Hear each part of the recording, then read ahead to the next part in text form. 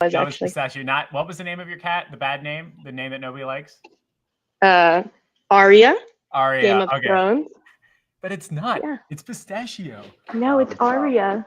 And So what's the other cat's name? it was Sheila. You And did you renamed her to Thin Mints. it's so much better than I fucking love it. You know what? Everybody says that, but had you been around during my naming process, then I would have gone with that. But what is a naming process for a cat? You can change it at any time. You literally just no, pick a name out of a hat and go like, oh, you'll be this name from now on. no, I actually have a thing with naming animals. Like I've always adopted, and when I would adopt whatever name they already had, I felt bad changing it. So I never changed any animal name. So like I had a dog named Kansas and a dog named Whippet. It's like who actually names these dogs those names? Wait, so you keep their name? Yeah, I feel bad. I mean, do you want people to change your name? Well, I'm not a dog or a cat. Like they don't, you know what? It's not even worth the discussion because no Nope. matter what, we're not going to win. It's just going to be Nope. me doing a cat shotgun for 15 minutes. That's what's Oh going to my happen. God, my poor cat. They loved it. Either way, though, I'm Yeah. super happy that we actually have you. I just clicked all the buttons. We've got people coming in, which is cool. I just took off my glasses, so I don't even realize my agenda. But since we last talked, not like in person, like at the office, but like on the show, No. right? Like Yeah. back then you were focusing on med spas, right? Massage spas. Massage spas, right? Actually, Simon corrected you in the comments. He's like, did he put med spas? But it was massage spas. Yeah. I probably did put med spas, but you know what? Everybody does that. Everyone DMs me and is like, oh, I need help with med spas. I'm like, I can help you, but that's not what I think you think I know. I think that might be my fault because I keep telling you. I really do think it is your fault, actually. Might be. But either way, so you started doing these massage spas and you signed a whole franchise.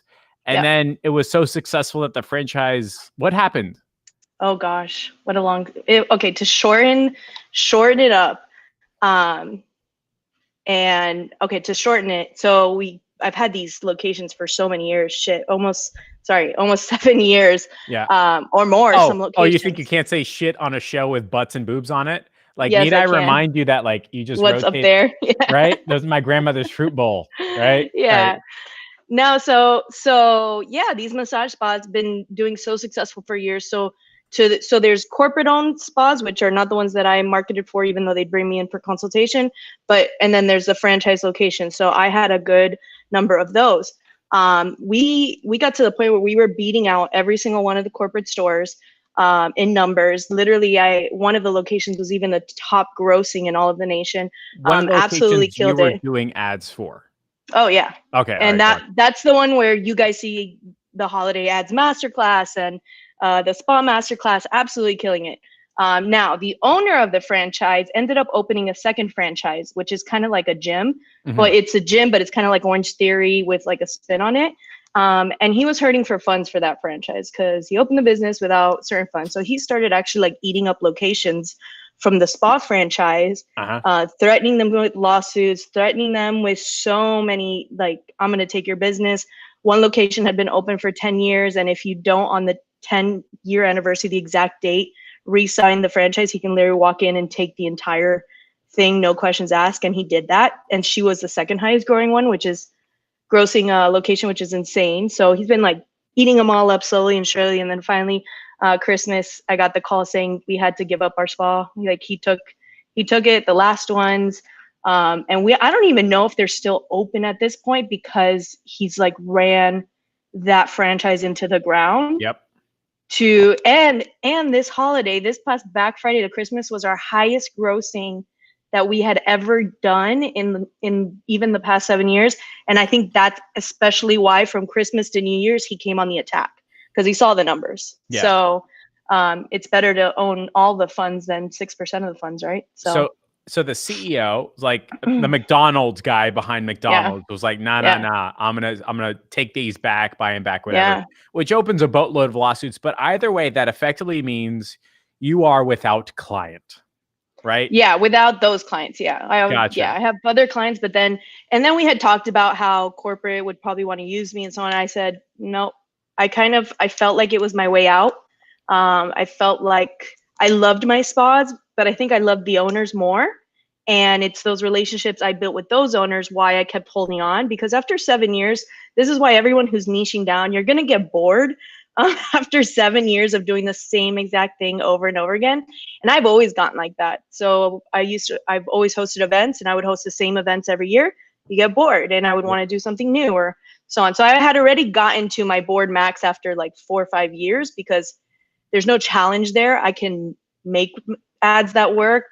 I can kill it in the holidays. I can get these locations to the highest grossing possible. So I was ready to move on, but I would have never done that to my clients. Yep. And this was like the red carpet for me to do that, which was, it's sad, but it's happy at the same time. So it was like the perfect exit, right? Like, and I said I wouldn't want to work with someone like that who's doing that to these people. Like I would never. Yeah.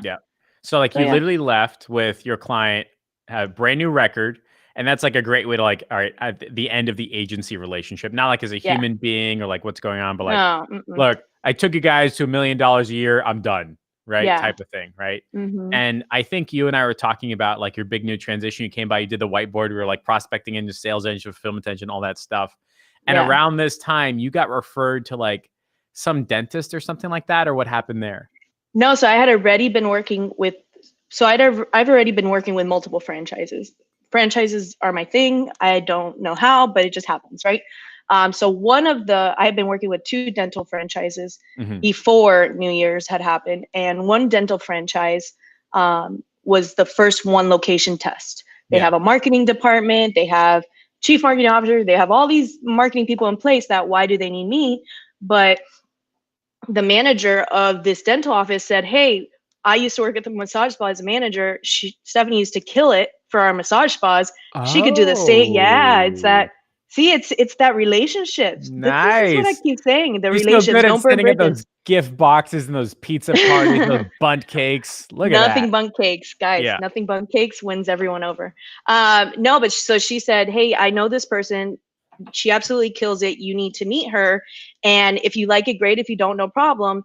And he actually was already spending massive amounts of money on marketing, whether he was spending $7,000 a week, I believe, on the flyer. Yeah. The flyer, by the way, is like this like super thin, gross thing that like nobody reads, but some people still spend money on it. We don't know how that works, but but I mean, he still even has it running because he feels like he gets a lot of business from it, which is fine. And then their marketing department was running Facebook ads already. But they were running Facebook ads more like branding, like one-liners, a photo, and then click here and it shoots them to the website.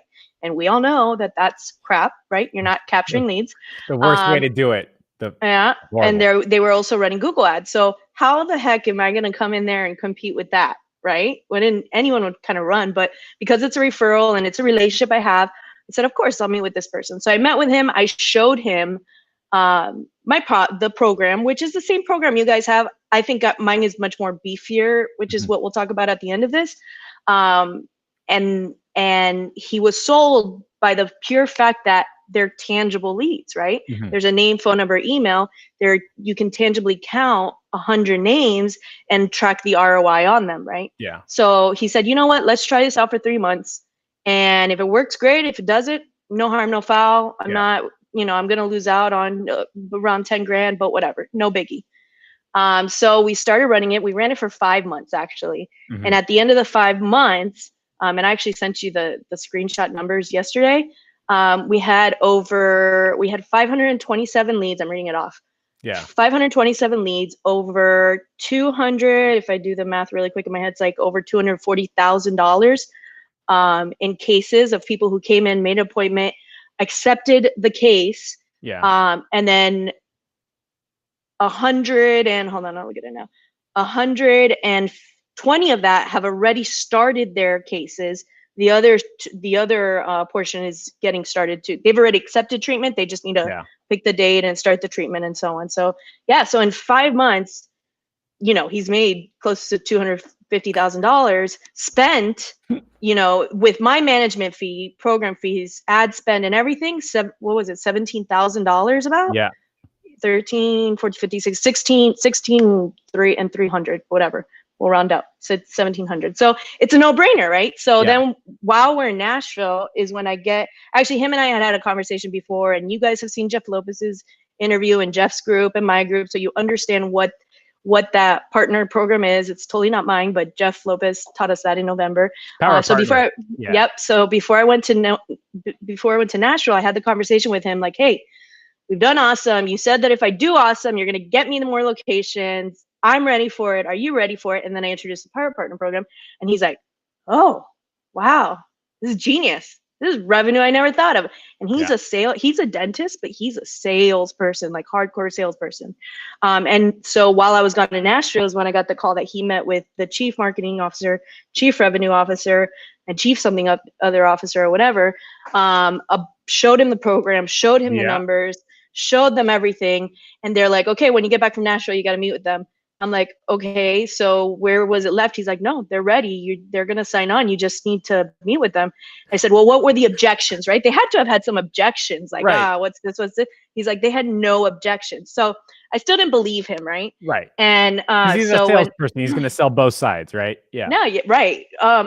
But he's a hardcore person. I find that I deal with very strong personalities very well. Yeah. Like all my past bosses, I even got warnings from HR before getting hired. Hey, this person's impossible to work with. Swear to God. And we were best friends. Like, well, I can work with really difficult people. Yeah. And so I get on the phone with the chief marketing officer after I get back from Nashville, and I let him know, yeah, I focus on this. I focus on lead generation, this program, this, even though it's month to month, it's really a 12-month touch point program. And he said, you know what? It sounds great. We have a board meeting next week, but then after that, let's sit down and figure out a rollout. And so what I didn't know, and I found out during that call, was that they currently work with a big agency. Right. And that big agency is the one making those social media posts, those branding type Facebook ads, the Google ads and all that. And he said straight out, he's like, we're not obviously not satisfied with the work they're doing. Right. And so I said, okay, well, I don't want to sit there and say I'm going to take over everything, because that's not logical. That's not realistic. I'm really, really focused on this lead generation program because it gets results. You've seen the numbers. He's like, yeah, you can't dispute those numbers. And then we talked about, because they have over 380 locations. And we talked about, obviously, I've trained this front desk. I've worked with them. They're doing a great job. How's that going to work across the nation for 300 locations? Right. So I talked about the whole program and what it's going to involve and what I'm going to do to satisfy that. And he was like, no, sounds great to me. Let's, so. And the answer to that is the answer to that is like Conversion Academy or a client portal or something like that, series of videos, right? It's more. So yeah, I'm adding on more than that. And this is where I always say, guys, just find the problem, solve it, right? And that's essentially how the client portal came about, where every time I'd get an email or I'd ask for photos, or I'd ask for certain documents, they couldn't upload it or they couldn't send it, whatever. So I just made the client portal, and the client portal is all training videos. It's a place they can upload any documents and send to me. Front desk has a script generator. So it'll like write the scripts for them based on the offer. But for them specifically on top of that, and I did do this for my massage spa clients, and I've spoken about this before. I took the franchise locations and I put them in a Facebook group, a private one, secret one. So nobody's going to find it. I own it. So you're not getting in unless I say so. And I put them all in one place. So I'm going to do the same thing for them. I'm going to bring in a trainer once a week, whether it's the dentist, it's the manager, whoever it is, an expert trainer to train once a week, kind of like your Lunch and Learn Wednesdays. Yeah. So what ends up happening, what I found, because we've had that Facebook group for the massage spas for probably 4 years now. And not only am I the go-to marketing person in there, because there's nobody else in there, but they end up conversing amongst themselves, each location, and supporting each other. And it's become such an asset to them that I'm going to do the same thing for them. And then I also offered, and I don't think I've ever heard anybody else do this, but this is just what I used to do back in the day. So applying it now is whenever I sign on a location, I'm going to send a trainer to your front desk. They're going to train your entire front desk for a Saturday or a weekend, whatever days you can separate for me. And I'm paying, that's on my bill. It's like part of the package program. So I will fly them out, drive them over. They'll spend the weekend, get them fully trained, and then we'll have the support of the Facebook group to continue on and on and on. And then lastly, what I'm adding on that too. See, this is why, like, you can't just throw up an ad. You just can't put a text message and email follow-up. You have to do more to set yourself apart.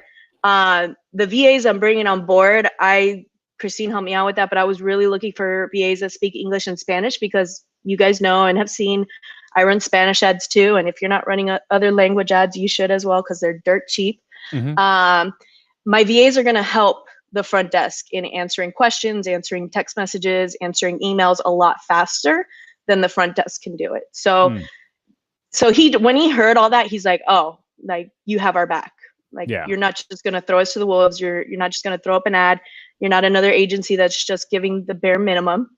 But selling it as like the big thing. It's, it's a whole package. And when you're signing a deal for so many locations, you kind of have to do the extra.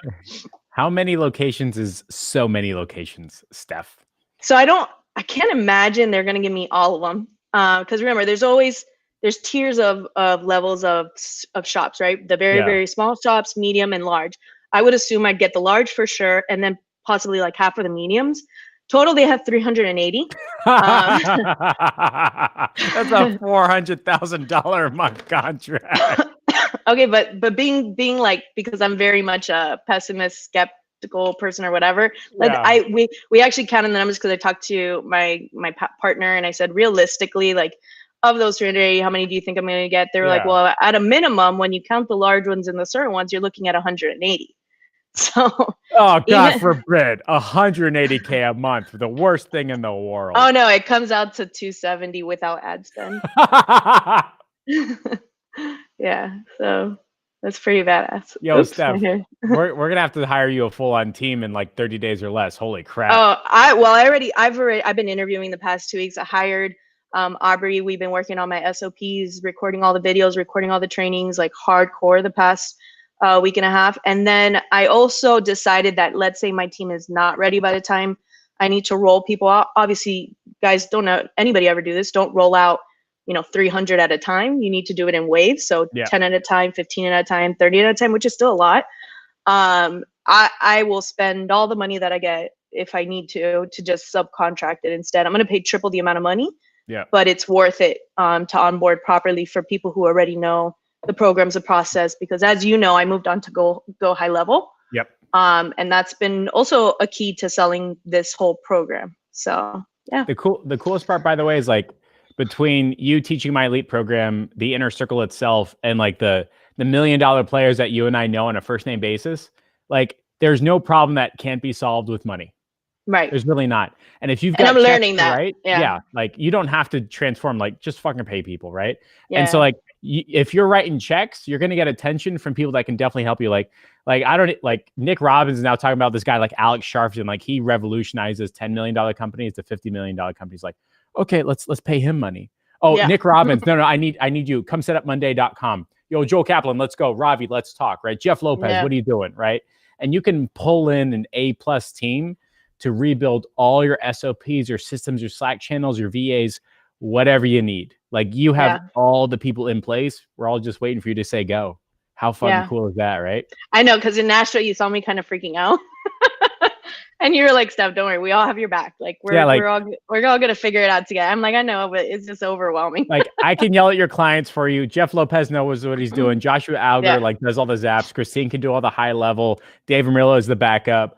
We've got VA as a service people. Them on the first name basis. Like, this is literally what the tribe has been setting up for.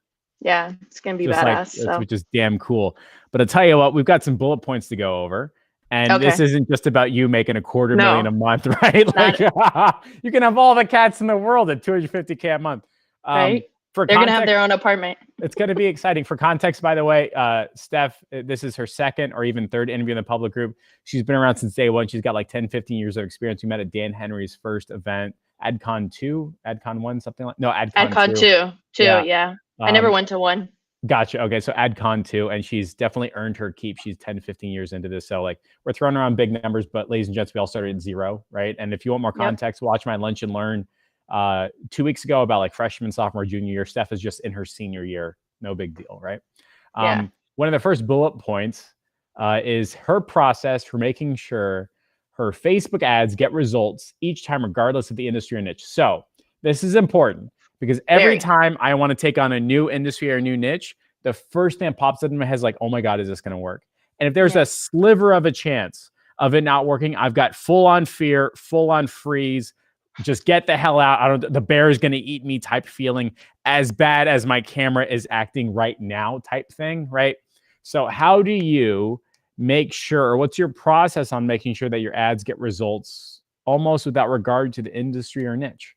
Yeah. And I think I spent, and we talked about all of the holidays, literally from like Black Friday to New Year's, just coaching on or fixing everybody's ads. Literally, I had so many coaching calls just fixing ads. And I even have one, later today and then another one tomorrow. But I'm a data-driven person, right?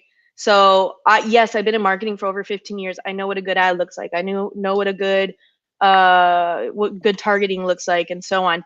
But you have to understand that the Facebook ads platform, especially after I've been in it for so many years, changes every other day. Yep. So, I may have recorded a Facebook ads module 6 months ago, but guess what? There's updates now, which is hence why we have these Facebook groups, right? So we can constantly update. But the point is, you have to change with the time. So knowing that things are always going to change, throwing up the same ad or throwing up the same copy that you've seen in everybody's groups and posts and everything is not going to work. Yep. Just because it worked for that guy in Utah doesn't mean it's going to work for you in New York, and so on and so on. So because of that, I am a huge split tester, and most of you guys who have followed my stuff know that, and it's because I want the data to tell me the results. And so obviously I have a split test method, which I've actually recorded it. I had someone who had never even logged in a Business Manager before, knew nothing about Facebook ads. Literally, they watched the videos, they followed the process. It took them, even with the follow-up automation sequence, 3 hours to do the first time. It took them an hour and a half the second time, because then they felt more comfortable.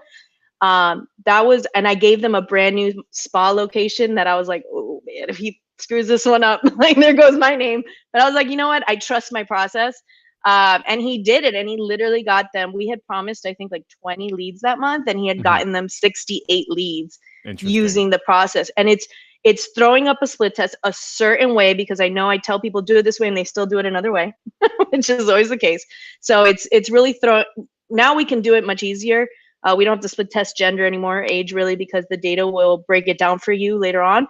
But you still have to split test creative and copy, and that's what's important. And all those people who tell you, oh, video ads are converting the highest, really, when was the last time you tested that?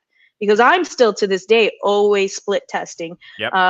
In November, we had your mastermind, and some people had told me, oh, have you tried Creative Dynamic? And have you tried this type of conversion ad and this type of audience? I'm like, I did a while ago, but I'm more than happy to test it again. So I spent the holidays retesting that. I'm like, nope, back to what I thought was working. But the point is, I tested it. So I knew we still weren't there yet. So you have to split test. The creative, I do a certain way. I always do one static image. Let's say it's like me smiling, and then a second static image that is completely opposite of the first static image. That's key, guys, because what I've seen is when I tell people to throw 2 static images up, they literally throw close. a girl going like this and then a girl going like that. And I'm like, what's the difference between the 2 photos? So they need to be polar opposites. So like one can be of T smiling and the other can be a meme. Or memes actually convert really high, by the way, guys, in ads, as long as it's not covered in text everywhere. But polar opposite static images, a carousel ad, and a video ad. And if you don't have video, it's fine. All you got to do is go on, I use Adobe Spark Post, or any kind of slideshow app. You make a quick slideshow of photos. I usually get stock videos of just like old people. We're talking about dental right now.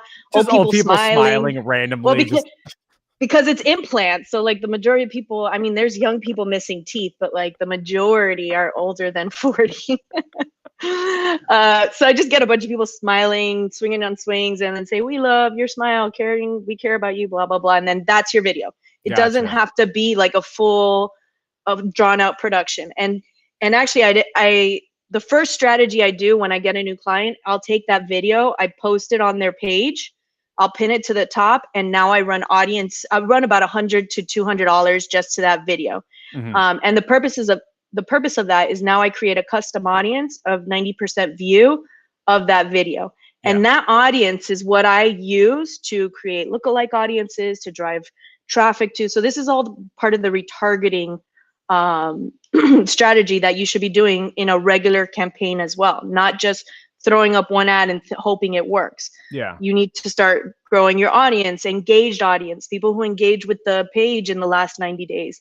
Yeah. If you can't get the pixel access, then you got to make your own, you have to make your own data. So using all that data, using the split test of the video carousel to static, within 5 days, you know who's winning and you just turn off the rest.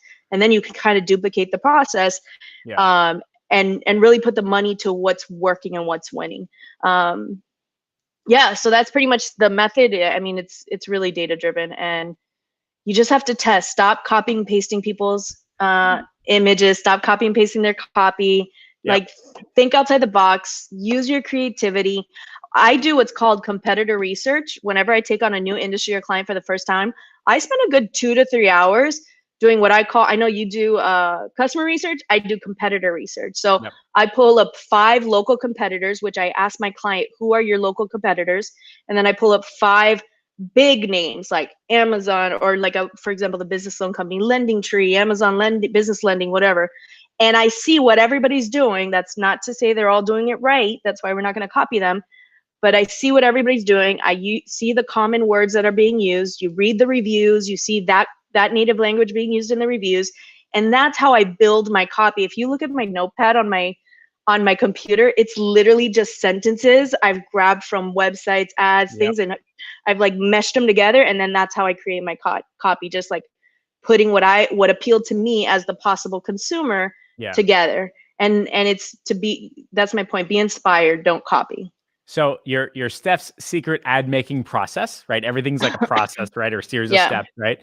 So are you like concerned about CBO, by the way? Like all this stuff, you're just gonna like, it doesn't change your process at all, right? No, I spend a good amount of money in the split testing phase, which I tell all my clients up front about the split testing phase. It's a conversation we have to have, and I say, I'm going to spend a good chunk of your first month's budget on this. That's why I negotiate a monthly budget, guys. Don't negotiate daily budgets unless you want your client on top of you every single day. Negotiate a monthly budget. Take a good chunk of that. I want to say like $200, $300 if you got a good budget. Split test the 5 days, and then narrow down your money. Divide whatever's left in the remaining days of the month, and then you're fine. You'll still be within your budget. So, so you literally set up one campaign, right? One ad set. But inside of that ad set, you got 4 different types of ads. You got 2 strikingly different videos, images. Yeah. You got a video and then a carousel, right? And you say, Facebook, take the wheel, you figure it out. You show it to everybody within like your serviceable zone of like 10, 20 miles or something like that. And then you're just looking at the numbers to see which one converts best, which one has the most clicks and all this stuff. And then that becomes your real campaign on week 2. Is that correct? Correct. And the other key is you can split test multiple campaigns. So if somebody's convincing me that conversion is working that week, which guys, if you follow me or you're in my Facebook group, you know I'm hardcore lead generation ads right now, or traffic, depending on what your goal is. I'll also split test radius sometimes versus zip codes, because I'm a huge zip code fan. I always have been, especially when I work with franchises. Some audiences overlap, so you can't do radius. You have to, every one of my locations has assigned zip codes. So that's really, and they just convert, they get a better quality of lead, right? So and then at the end of 5 days, you look at the numbers, you see, and it's not always the cheapest one. It's not always the one with the most clicks. You have to follow the trail of, okay, how many click-throughs, how many leads, I actually look to see how many of those actually booked appointments.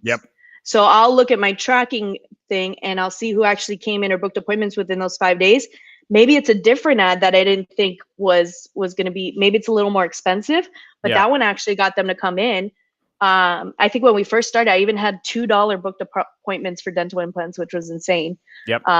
So you have to track a lot in the very beginning, but you could train a VA to do that kind of stuff if you don't want to do it, or do it yourself if you don't have that many clients. It's really not hard, but it's worth the investment of time at the very beginning. I think I told this to somebody in your elite group the other day, like just invest the time learning it yourself, seeing the data yourself, and then let it run. Then you practically never have to look at it again, barely. But it works. It works. We've done it for the niche of like the smallest niches of my students, and it works every time because it's data driven. And you don't have to make the hippo argument, the highest paid person's opinion discussion about like what ads are working or not, or blah, blah, blah. You can literally be like, hey, we tried all 4. And, you know, like your video that you paid $5,000 for is the worst one, right? Yeah. Something like that. And so you're doing this regardless of your industry or your niche. This is how you know if your Facebook ads are going to get results, because you're spending your dollars, you're figuring out which one's the best one, and then you go with that one. And then you've got some cool Zap Google Sheet thing where it says like the campaign ID, and then it has like the number of booked appointments or something like that, right? Yeah. You match, so right. Cool. So you could set up a Zap to just label which ad it actually came from, which now it shoots into Go High Level for me. So, and it attaches to the actual lead name and everything. So it's really easy to track. Absolutely perfect. That's so cool. The next bullet point that we're going over is how she secretly turned month-to-month contracts. You see your typo now? There's just typos. Just like, oh, this is why I'm so happy I'm not trying to be an expert. Like, no, guys. Like, I'm going to mess up 2 or 3 times a day. Just be happy this is the smallest mess up. How she secretly turned month-to-month contracts into effectively year-long programs. So the biggest challenge that I'm seeing with people in this group, and even like with Christine that we just did her 0 to 20K breakdown in the IC, which is super cool. She's seeing this too, and you're seeing this too, is that like, we'll sign a client 30 days in, they cancel. And you're like, fuck, what did I do wrong? Maybe the leads weren't good enough. So you sign a new client. And you're like, the leads are amazing. They're definitely going to renew. 30 days in, they cancel. And then you're like, okay, all right. Maybe it's because the appointments, or maybe it's because of the sneaky survey. Maybe it's because like, there's got to be some reason. And then you fix it, and then they cancel again. And it's like a consistent thing. So like, I'm seeing people now saying it's a 90-day program at $5,400. Yes, you can pay month to month. Is that what you're doing? You're doing something completely different. No, completely different. So, sorry, I don't think that works either. If you're looking at working with people for years and years, like I have, like the massage spas for over 7 years, you kind of have to sell them. So I don't sell them on giving them leads. I sell them on, I'm giving you a contact, somebody who's interested in your business. They might or might not book that appointment now. But if we work on our remarketing campaigns for the rest of the year, that one lead that you got in January is still going to be valuable in December, November, October, September, if we have the right marketing campaign set up. I used to do it manually before. Now with Go High Level, I can literally automate it, which is pretty badass. So what happens is I'm just going to speak to Go High Level because that's what I'm using right now. But I already have this conversation with the client where, hey, you know, we're getting the leads now in May, but we're going to retarget them come the summer and come November and so on. And this is the way we're going to do it. So once the lead comes in, they either get booked appointment, no show, and so on. There's campaigns for all that kind of stuff. But let's say they go into the interested but did not book pipeline. They now go into an automated sequence, which text messages them a month later, say, hey, you know, I know you were interested in implants. Is the doctor just checking in again? Are you ready now? Let us know what questions can we add? It's just kind of touching them again. It does that at 3 months, it does that at 6 months, and then it does it at the end of the year, unless they're moved out of it. So if they're moved out of that, then they're no longer going to get those text messages. And on top of the text messages, though, this is the other key, is they're getting 2 emails a month, kind of newsletter style, and education on the product that they initially showed interest in. Right. For the next 12 months. That's 24 emails. And I know, guys, it sounds like a lot to make 24 emails, but once you make them once, you never have to make them again. Like, this is what you don't realize. All you have to do is swap out the logos for any client or company, and you have the email. So either pay someone to do it for you once, it's not that expensive, or do it, take a day to 2 days, do it yourself, get a VA to do it. And now we have a newsletter series, which you've even been looking at newsletters for your students, because you know that they work, and they work because you're staying on top of exactly. So you're staying on the top of that lead's mind for the next 12 months, at least 2 times a month. So leads are not dead. Leads are not gone just because they didn't book appointment yet. Yeah. They have a potential to book appointment later. This was also key. And I just did a training in Shane Healer's group for this specifically about Groupon, and because he saw my live and they're working something similar, whatever. We talk about how Groupon leads suck. They don't convert long-term, blah, blah, blah, whatever. And I said, absolutely. Those are bargain hunters, deal hunters. They're not going to get a membership from my spa. But what are they going to do? I have those lists now. And guess when the holidays come around, Black Friday Yep. gift cards, holiday gift cards, New Year's gift cards, guess who is buying an insane amount of gift cards? Because they are those bargain hunters. So if you're tying in all these remarketing strategies of these leads you're giving them, like, one, you're making them see the future or Yeah. outlook into like the end of the year, the mid of the year, not only 90 days from now. And they know they can't do it without you because this is your idea and you're the one with the emails, you're the one with the technology and the knowledge to do this. And that's why they stick around. So yeah, it's a ton of remarketing campaigns to existing leads you bring in, even if it's for one product. So for example, if I bring someone in for braces, Yeah. guess what? There's parents attached to that. Now I can send the parents ads or marketing stuff for other products. So if I'm understanding correctly, your whole angle and your narrative and conversation with your clients is saying, let's talk about what's going to happen during your busy season, during your Yep. highest volume days, during your holidays over the next 6-12 months, and Yeah. how we can get somebody who signed up and raised their hand coming back again and again, not just once, but Yeah. 3, 6, or 9 times. And not just them, but their friends and their family. And now that opportunity is not just that lead, but that lead and their friends and family over 11 months. Yeah. If I'm understanding correctly, that's how you're effectively getting long-term contracts, not by squeezing them into a contract, but by talking about bigger, longer-term automatic follow-up and remarketing. Yeah. Everybody is month to month with me. I do not have a contract. They're month to month, but they stay that long for this same reason. So they're still on. I'm not holding a gun to anyone's head. You can leave at any time. I'll refund you the last month. But when you're pre-framing your potential clients' minds correctly, you're good. And obviously at the end of the day, it's getting results and showing the ROI for them. And if you're doing the split test and ads correctly, you're going to get that. It's no doubt. Yeah. And it's remarketing them and also taking away any kind of error that could possibly happen. So for example, the front desk, we always complain about how they don't call. Well, Go High Level has the forced call feature. So Yep. we'll force call them the first day. If they put them, left voicemail, guess who I'm forced calling the next day 3 times in a row until they pick up. So I've eliminated that error of the front desk not calling anymore. No shows. What happens when somebody no shows to your client? Your client's just probably like, oh, whatever. No, they go into another campaign, text messages, emails going out saying, hey, did you die? We're so sorry. Come back. And I've actually recouped a lot of leads because of no shows. Something happened. Like the conversations even say, oh my gosh, my Uber had a flat tire on the way and so on, blah, blah. But, and it creates that. Such like a lie, but fine. No, it really Whatever. happened. It really, because they came in and spent $29,000. So it Oh my actually God. happened. And then that woman brought in her boyfriend, Yeah.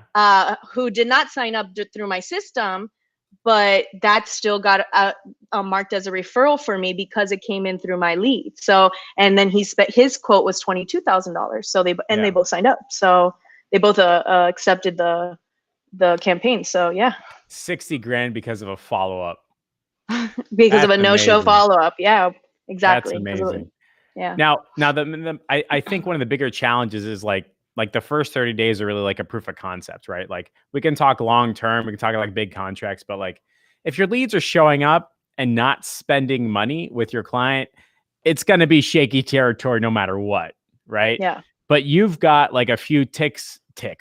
How do I even talk for a living? You've got how do you write typos, ticks? I don't understand how I function. We right? already don't know how you function. Yeah, I don't. Neither do I. Like but tips and tricks on how to get your clients like show up and actually like to buy from your client, right? Because that's like the biggest challenge. At least like with my bike shop, I would get like one sale every 2 weeks. He's like, Jeff, this is the best fucking marketing campaign in the world. But like most people don't have that type of relationship with their clients spending 10 grand, right? So how do you get people to showing up and ultimately buying from your client?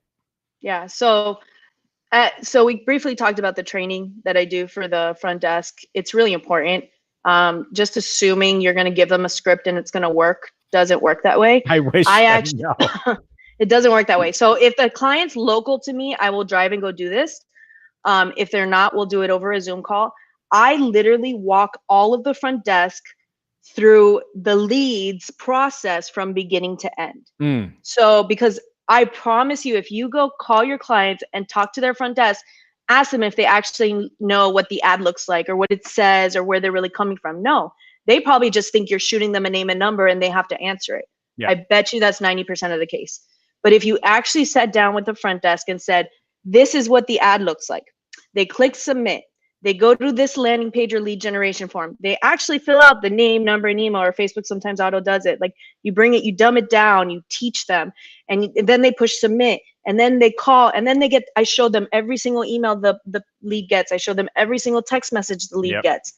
Now literally at the end of every training, they are all like, oh, that makes sense now. Like it's a bulb that goes off. So I will spend that initial time, train them. If I need to come back in a month or 2 months because I see it's still not working, I'll train again. Yeah. I'll record the videos and make sure they watch them and call me right after. So that's part of it, training the front desk.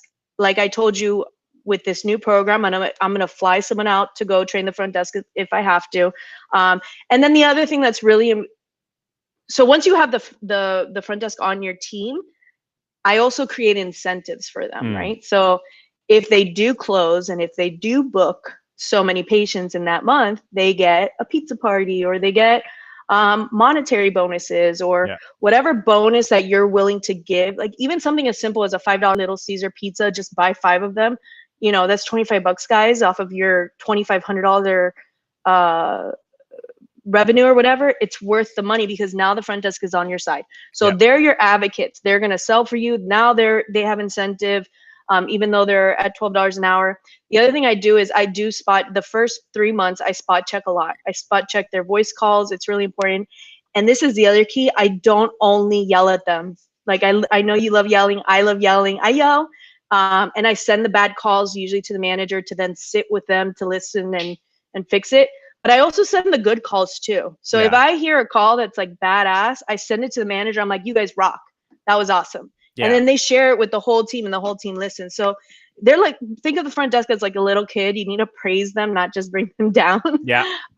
So they're going to now book a lot more appointments for you. On top of that, and this was not my trick, this was a Nick Robbins trick, 100%.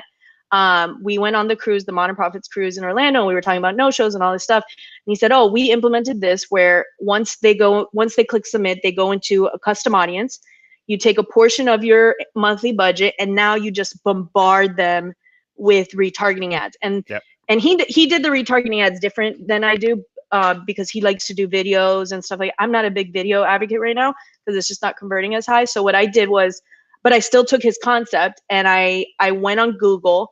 I pulled all the reviews that mentioned that product, so dental implants, and I put pictures of like 5 stars and Google reviews or whatever, making it pretty that it was obviously about reviews, even a picture of the doctors or whatever.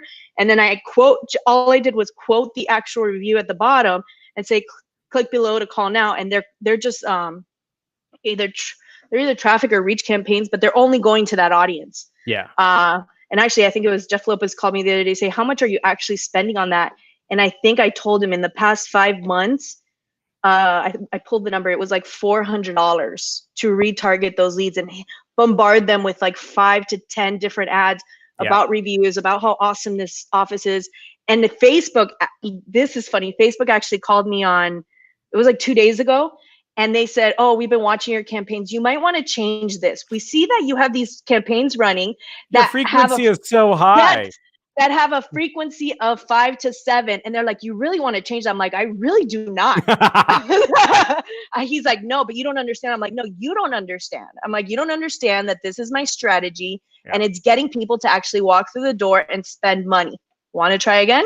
Like Facebook is the worst. I hate when they try to educate you. Like that whole conversation with that guy was horrible because he's saying, you're doing this wrong. And I'm like, you're wrong. Like, it was so horrible. So when you're doing a massive retargeting campaign, and you're showing proof, testimonials, screenshots, 5 stars, and saying call now, are you seeing people that like are actually calling from that as opposed to calling from the original ad? You are, right? Yeah. So the front, and this was my bad. I didn't train the front desk properly in the beginning on this. They called me one day and they said, we're getting all these calls because I have the whisper on the Go High Level that says you have a new scope lead. Scope is my thing or what I'm known for, right? And so they're saying we're getting the calls saying it's scope, but we look at the contacts and they're not on the contacts, and that's because it's the remarketing campaigns that people have shared out. So those leads have actually shared those ads, and the button on there says call. So they're just going to directly call the office. So make yes, sure your lead forms can be shared. Yes, that's the other key. I showed that the other day. They changed the lead generation forms. Yep. So before you create your lead generation form, at the very top, you'll see settings on the right side. Click settings. The first new thing is you can, the first new thing is that where they will, the auto default, which I think is incorrect, is that they have your lead form as restricted, yep. which means that if somebody shares your lead form, the person that maybe sees it after, the second touch person cannot fill it out and submit. Now, if you're doing nationwide campaigns and you don't want India and all these other places to fill out spam stuff, all right, fine. But for the most part, all of us are doing local lead generation. And if somebody is sharing my ad, it's probably because they're sharing it to their friends and family. Yeah. So I want them to fill it out. So you have to change it to open. Yeah. That's But you weren't talking about that. You meant like people are sharing your retargeting campaign, right? Yeah, but that's not restricted. You can, that's easy. Yeah. Yeah. The restricted part is the form. Yeah. Because it's a new that Facebook did, and it's actually, the default is very bad, and you guys are kind of screwing yourself over if you don't change it.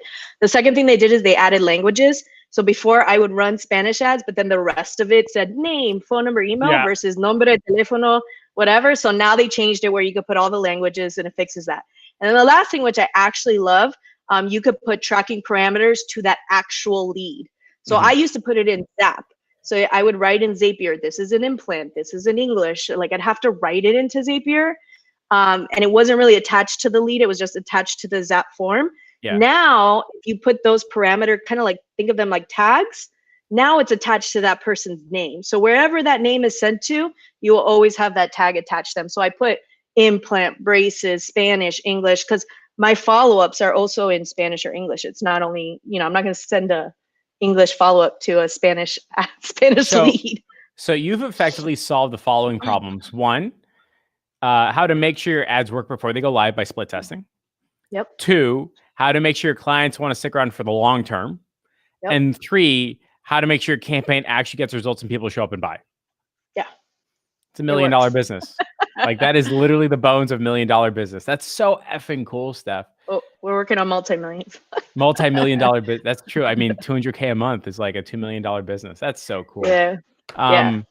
I figure now is a good time for any like Q&A or something like that. Yeah.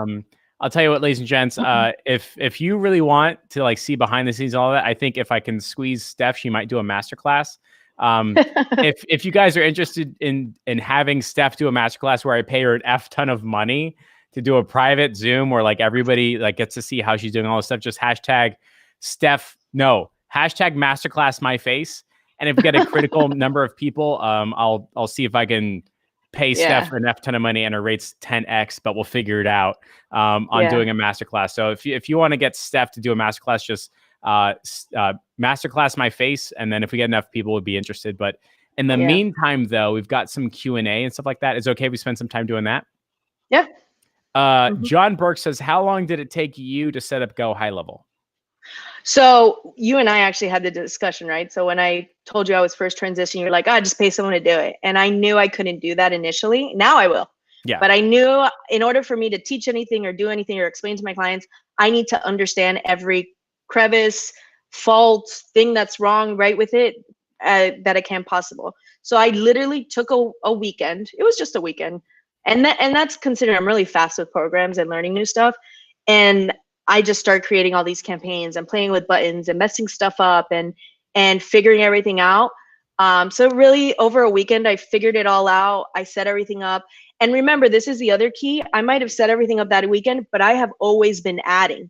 So if I see something else I could add, like, oh, the 12-month campaign, let's add that in there.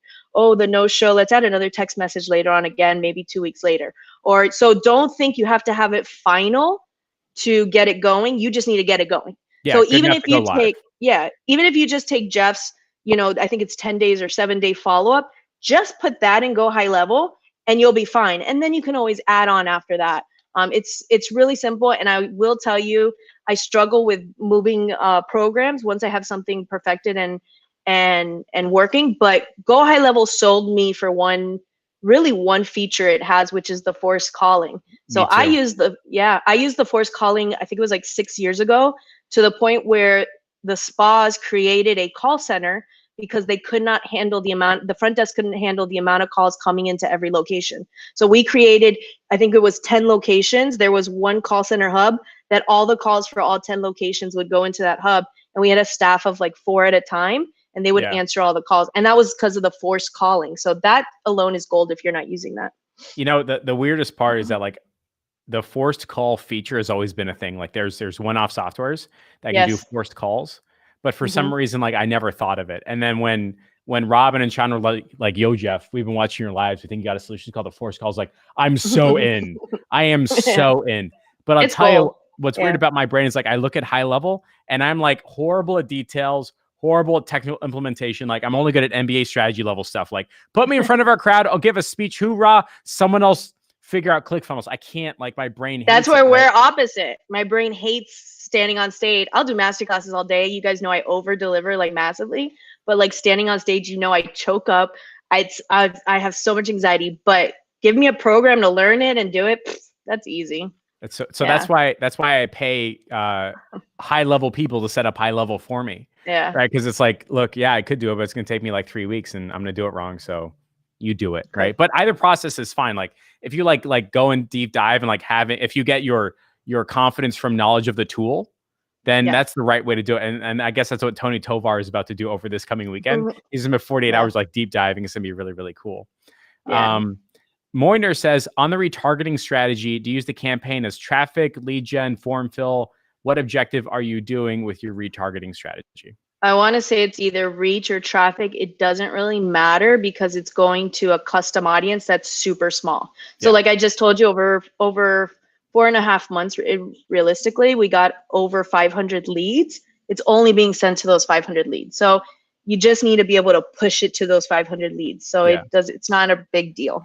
Really. You know, I always got like an error message saying like the audience isn't big enough. I don't think that's true. I think like it doesn't matter. It still goes. You know what I mean? Yeah. For context, reach allows you to say, I only want to show my ad one time to each person, but it's like you just want to flood them. So like whether it's like reach at 10 or just traffic doesn't matter. Like I want to say it's traffic and then because the buttons are key for me, and I like the call business button when it comes to something like that. So the traffic allows you to do that. Perfect. Okay, so it's traffic. There you go. Forrest, who does dental ads, he's saying this may be too much to explain. If you do a lead ad to go high level, can you do a credit card hold for an appointment or anything like that? So I have not done that in Go High Level yet. I was doing that using Cognitive Forms before. The other thing I did with the spas, for example, to give you a good example, is we'd bring the lead in, the front desk calls the lead, and the script for the front desk is, okay, we're confirming your appointment. We don't have this time available, or we do, because I would always get request appointments. I think one location we got over 2,500 booked appointments in 2 years, which equated to like 60 appointments booked every month for 2 years. And the script was that they say, okay, we're ready to book. In order to hold your appointment, we do need a credit card on file. We will not charge it. You have up until the night before your appointment to cancel with no issues. And if it's only in case of no show. Once you say that, we're not going to charge you. It's only to hold. You can cancel the day before with no issues. It's not a problem. They'll give you the credit card. You might get like the 2%. They're like, I don't want my credit card on file, but they probably weren't going to come anyways. So so you're not sure if you can do that in high level, but you can effectively do something similar with the right narrative and the right texting, which is like, we'll just take your credit card and hold it to confirm, and you have 24 hours to cancel or something like that. Yeah, I'm going to say something possibly inaccurate, but don't hold me to it. My assumption is that you can create that and go high level because high level integrates with Stripe. And for example, like my massage spas use Stripe. And I guess if you put the purchase amount at 0, Stripe will still take in that credit card information. So that's an assumption. Don't hold me to that. Feel free to investigate it yourself. Yeah, there's a test charge or something like that. They do $1 and then they refund it or something like that. It's definitely a thing. I don't think it's worth it. I think just do the script and you'll be fine. Yeah, don't let that technical implementation stop you from getting 95% of the way.